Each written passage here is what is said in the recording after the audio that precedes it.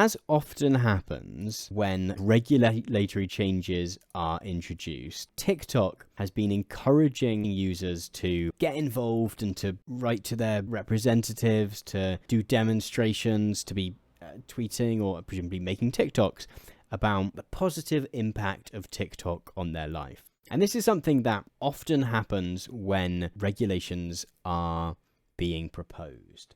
So the really big one here was Uber. So when Uber first launched in Australia, it was actually entirely illegal for it to be doing so. The company did not have the correct licenses to be operating in Australia. I think there was a lot of sort of plausible deniability in the sense that early on in Uber's life of, you know, was it running a taxi firm? Was it running a private car hire company? Or was it just running an app which other people happened to be using to arrange people to pick them up and drop them off, etc.? Uber entirely knew that it didn't have any of the licenses it needed to operate in Australia. And they very much did the, what's the phrase? It's easier to ask for forgiveness than permission. They were relying on this idea that the app would just become so popular that once it reached enough momentum that politicians might have started to want to regulate it or, you know, subject it to greater oversight or even just say, no, you're doing this illegally, you have to stop. They were relying on the idea that it would be so popular that that would just become politically toxic and that they wouldn't be able to do it. And we've sort of seen this in regard to many kind of tech companies, really. Most social media companies have at some stage engaged in practices which have been questionable, whether it's regard to how they recommend content to young people or kids, how they advertise to young people and kids, etc., etc. As First Name Bunch was saying in the chat, when tech people say they want to disrupt the market, that often means that they're just going to break the law. Anyway, we found this great footage of, this is like a pro TikTok demonstration. TikTok, the humongous tech operation, arranged a protest. Regardless of your thoughts on whether a TikTok ban is good or not, this is bizarre and weird and kind of funny. So apparently they paid TikTokers to go.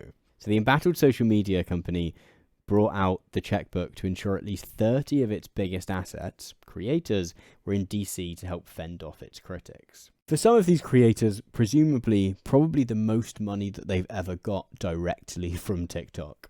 The amount of money that you get for kind of video views on TikTok is minimal, I will say. So having the cost of a flight covered to Washington, that's probably the equivalent of getting 100 million views on the actual app. TikTok spokesperson Jamal Brown confirms that TikTok covered travel expenses for all creators and a guest. I hope they manage to wangle like an extra day or two, because I feel like if you can take a +1, your entire trip is going to be you doing this weird TikTok-sponsored TikTok protest outside the Capitol building. It's not the most exciting trip, is it? Like, this, they're barely hiding it, because this photo, like, in these photos here, this is like the official TikTok font.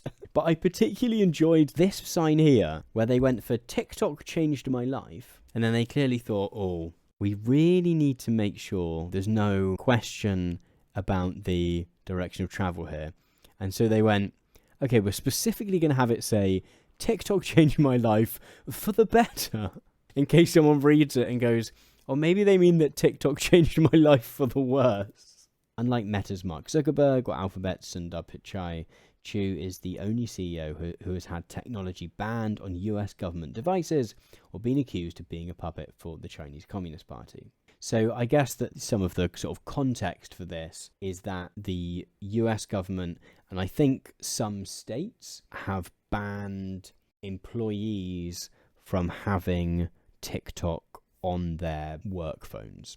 TikTok's response to lawmakers asserting that the CCP could use the app for everything from espionage to election influence operations is to launch a PR offensive on Washington. I mean, it's fascinating that if the criticism is that you could use the app for meddling in elections, then maybe sending a notification to users telling them to get in touch with their representatives doesn't unprove that point. Like, this is precisely an example of the kind of thing we wouldn't do. It does have very much have echoes of the Shein brand trip, in which a bunch of mostly TikTok influencers, I think this was as well, right, got given like this all expenses paid trip to one of Shein's factories, and as well as like doing lots of photos whilst they were there, they also then sort of just did a bunch of content where they debunked rumors, which was something I was going to touch upon with the TikTok thing as well.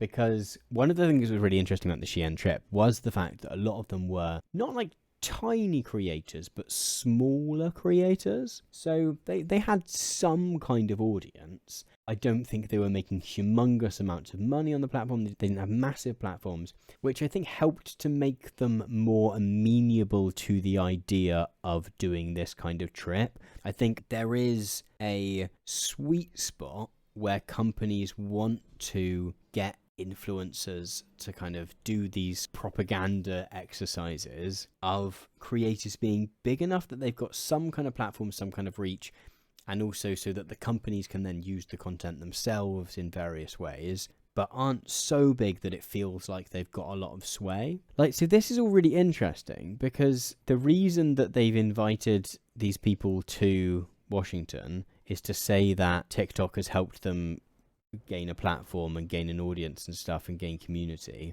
I'm not trying to be mean to these creators in the slightest, but these actually aren't people for whom TikTok has given a sizable platform. These aren't noticeable numbers of views. If you get 1 million views, you would get paid $25. That is numbers on TikTok. And so the TikTok shop has really been the first way in which TikTok creators have been able to properly monetize their stuff. I talked in one of my videos about the idea of enshittification, which is this idea that initially platforms get built for their users and the focus is on making the experience really good for users. And then eventually they start to shift their focus towards attracting commercial users. So Facebook opens up its pages feature, right, where companies can have a Facebook page, which works slightly differently to a platform, but it becomes a good way to promote stuff. Twitter, I guess maybe the verified feature was kind of the equivalent of that. And all of this is kind of tied into introducing ads as well. But then eventually a switch gets flipped where they decide that all of their focus is going to be on profit maximization and just extracting value for shareholders solely. And what that tends to do is ruin things both for the users, who have already probably had their experience marred a little bit by the shift towards commercial users over kind of everyday day-to-day users, but then it also tends to ruin things for the commercial users as well. A lot of businesses will complain about their Facebook pages that because Facebook wanted commercial users who were using Facebook to have Facebook pages for their shops, companies, whatever, because it wanted to encourage them to be buying ads, it began to sort of decrease the amount of organic reach that any Facebook page would get. So essentially, companies had to pay to keep in touch with their customers. Twitter, very similarly, the way in which verification became a paid-for service rather than something that could be given to a person's account or a company's account based on the fact that they were notable and that the account had been verified as belonging to that person and not being someone being an imposter, like that had a huge negative impact on many of Twitter's commercial users. A lot of like normal users were already starting to think, oh, Twitter's got a bit less good now that it's all about Denny's and McDonald's posting memes to one another. But then things actually got bad for Denny's and McDonald's as well, when suddenly anyone can set up an account, call it McDonald's, and then just pay for a tick.